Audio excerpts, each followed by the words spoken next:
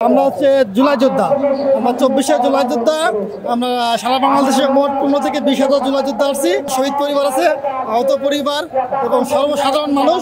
আমরা এই দুটো দাবি নিয়ে এখানে এসেছি। আপনি তো জানেন, বুকে তো এক বছরে ইউনূস সরকার পরপর 3বার জুলাই সনদ এবং জুলাই ঘোষণাপত্র দেওয়ার কথা বলে তাল্টি পাল্টি করে তা জুলাই সনদ ঘোষণাপত্র দেওয়া হয় নাই। এর পরিপ্রেক্ষিতে আমরা সারা বাংলাদেশ 64 জেলা থেকে আমরা শহীদ পরিবার, আহত পরিবার এখানে এসেছি। আমাদের দাবি দুটা, জুলাই ঘোষণাপত্র এবং জুলাই সনদ, এবং এটা স্থায়ীভাবে সংবিধানে লিপিবদ্ধ হবে, তাহলেই আমরা এখান থেকে চলে যাব। এই ঘোষণাপত্র এবং এই সনদ হচ্ছে 18 কোটি বা 20 কোটি মানুষের একটা মুক্তির সনদ।